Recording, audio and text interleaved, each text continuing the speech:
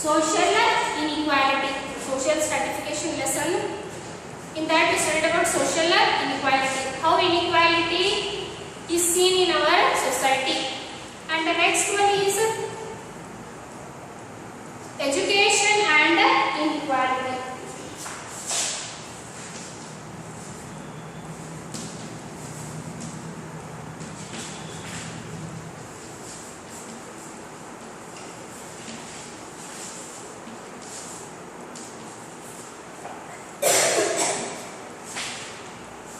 So say education and inequality. So we can see in the field of education also there is inequality. The rich people, what they do?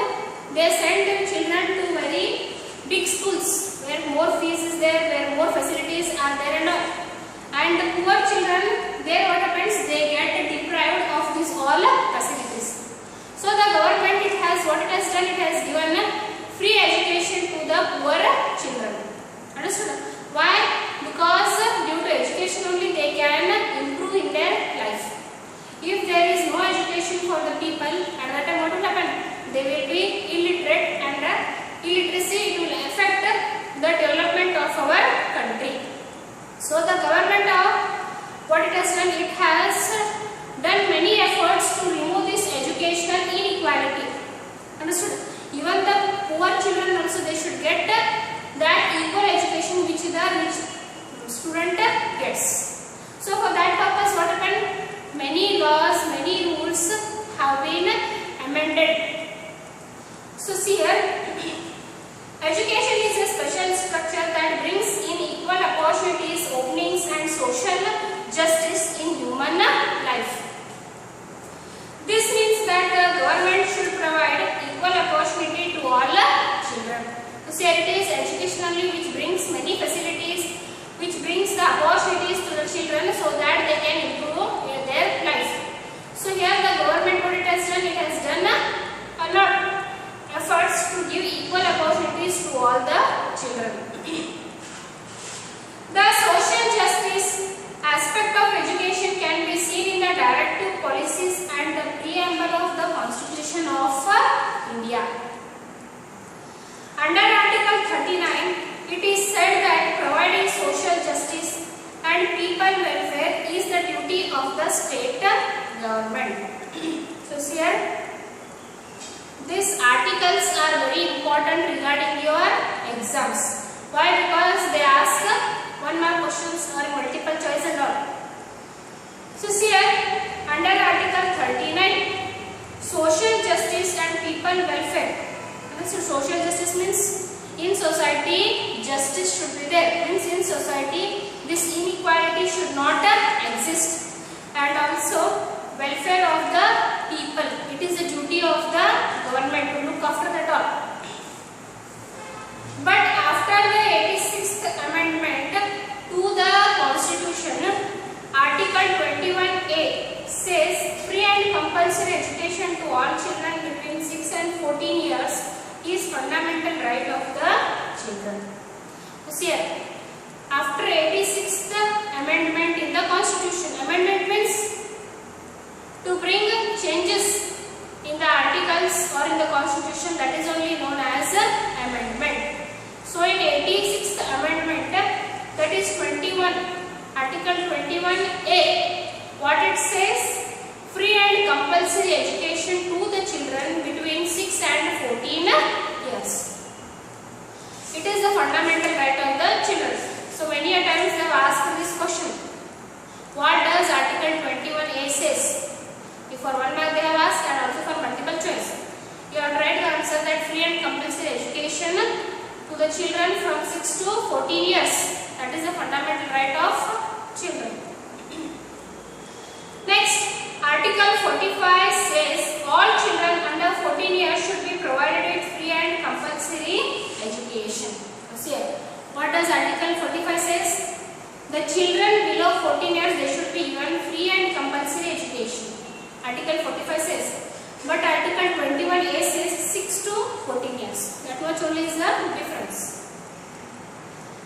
The Article 19 says that right to speak and right to express one's own opinion is the fundamental here Article 19 what it says?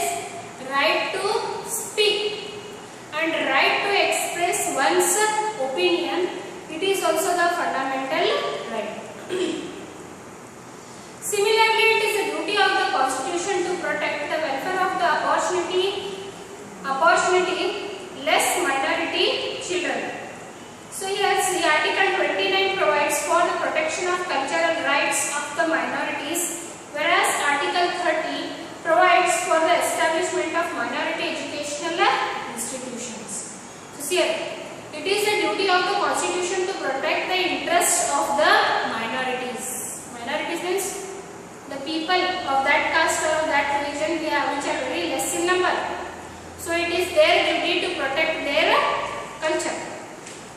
So here Article 29 it tells to protect the cultural rights of the minorities. And next Article 30 what does it tell? It tells for the establishment of educational institutions of minority. Next here Article 46 clearly expresses that it is the duty of the government to support the education interest of scheduled caste and scheduled tribes, that is SC, ST. Article 46 it tells that it is the duty of the government to support the education of the SC, ST, that is scheduled caste and scheduled tribes. So here see so many articles they have mentioned. So what you have to do in homework work, you have to write what the articles tell. 21A, 45, 19, 30, 46. So 29 is all articles what are the same. You have to put a dash and you have to write in front of the dot. So next see here the Supreme Court's decision to understand the right to live of Article 21 from education perspective is an important one. So here right to live. Article 21 it tells us right to live. It is very important under the perspective of education. Means if we see from the perspective of education, right to live act it is very important regarding education. By declaring school education as the basic right, the Supreme Court redefined the effort to provide school education. So here education is our basic right. So here right to live, that Article 21 tells us why we should get education. So here through this decision it provided a new hope for the children.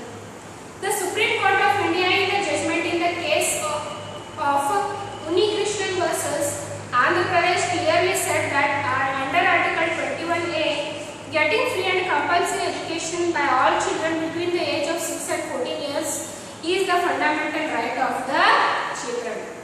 So here, Supreme Court under this case, that is Unnikrishnan versus Andhra Pradesh, under this case it declared that Article 21A, what it is already I have said to you, it is providing free and compulsory education to the children from 6 to 14 years.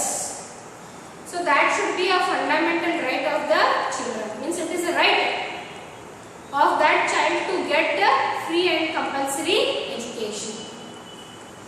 In this decision, the court has said that the entire education structure beginning from Anganwadi education to higher education should be seen from holistic perspective. As per this decision, all the citizens of the country have the basic right for education. It is part of the right to live. So here, under this case, whatever judgment was given by the Supreme Court, from that we come to know that the education from Anganwadi up till higher classes, understood? From Anganwadi to higher education or higher classes, whatever education they receive, how it should be? It should be holistic perspective. Holistic perspective means the entire development of the child should be there. Either it might be physical development, intellectual development, or bringing some other talent out of that child. That is only known as holistic development. Next here, but the opportunities for unequal opportunities in education are on the rise due to various issues. So government is doing this all thing. In spite of this all, again we can see inequality in education. There is also a rise in inequality due to differential economic standards in the access to education. Why this all happened? Because of inequality in economic status. Some are rich, some are poor, some can afford better schools. Understood? So due to that, what happened? Again there is inequality in education. The effort to eradicate unequal opportunities in the field of education are on with the help of constitutional provisions. Understood? Provisions means providing. With the help of constitution, what we are doing? We are trying to remove this educational inequality from our society. How? By constitution? By bringing new rules, regulations or laws and all. The government is trying to remove the inequality in education.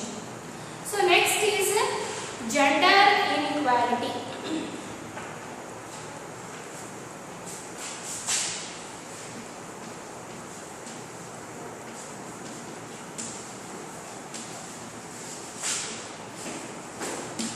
So next is gender inequality. Already little you have studied about this gender inequality in a previous class. So whatever differentiation is done based on gender, that is male and female, whatever we do differentiation, either it might be in education, in the family, the parents only differentiate between the girl and boy. Next, where the men and women are working, there also based on their salary, based on their works, there also they are again differentiated. That is only is gender inequality. So here, let's see how gender inequality, which is one of the various social inequalities, get formed. In reality, our social perspectives are interdependent. It means one person's thoughts are influenced by others' thought. Such influences on an individual are maybe due to the thoughts of the family members or from the neighbors. Hence, the motivational issues supporting education of a boy or a girl has more in the social sphere of human life. So, see here, in our society, what happens? We get influenced by the thoughts of one another. So, when you are sitting in the classroom, you are saying the teacher teaches same thing to all the children. But again, what happens? Some listen very carefully, they understand. Some they don't pay attention and they don't understand. So here what happens? I am not differentiating, but how you are taking, there what happens? There is a difference between one student and the other. So here what happens? Here one's thoughts are influenced by the other's thought. If you take in our families, the family which has been more successful economically, which is more able, or its status is very high, or then what happens? We get influenced by them. What they have done, what education they have received, how their lifestyle is. That all we see, and what we do, we are influenced by that, and we try to do the same thing. Why? Because we also want to be successful like them. So in society, these things happen. Either with our family members, either with our relatives or by neighbors, we get more influenced and try to improve ourselves. But in that improvement, education plays very important role. Hence, the motivational issues supporting education of a boy or a girl has more in the social sphere of human life. There is more gender-based inequality in access to school education, food and health facilities. So in this all gender inequality is there. Either it might be school education. Understood? So a boy and girl are there in a family. The boy, he is admitted to a very good school compared to that girl. Nowadays in most of the families it doesn't happen, but earlier it would happen like that. Either it might be food. see, which is freshly cooked food that is given to the male of those that family first. Next, health facilities. If a boy is ill, very quickly medicine is given, is shown to the doctor and all. If a girl is there, what they do? They neglect her and they give some tablets and she will be cured by them. So here in these all sectors we can see gender inequality. According to National Family Health Survey for 2015-16, NFH, that is National Family Health Survey, for rural women of Karnataka have a body mass index, that is BMI, of 24.3, whereas the urban women of 16.2. This means the women have lesser BMI, that is 60.9% of the children between 0.6 and 6 and 56 months have severe anemia. So see here they don't get proper food. So here the rural women's body mass index is more compared to the urban women's body mass index.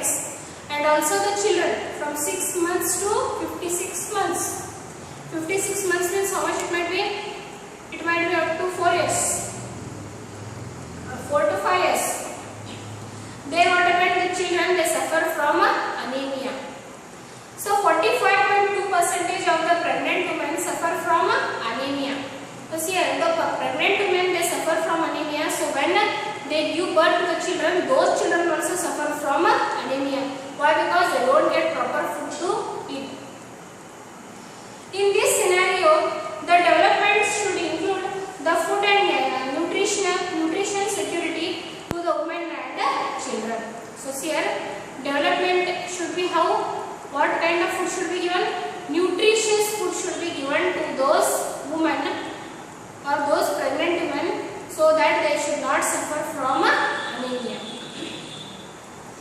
Through this, one should try to overcome the gender-based discrimination. So here, we know now what is gender discrimination or gender inequality. So we should stop this in our society and treat all the children, that is it might be either boy or girl, equally. Understood? So this much is this much is about gender inequality. So next is social stratification. Understood? So here again whatever I said earlier, that only is there, and again we shall discuss this in next class. That is social stratification, its features and all. So thank you.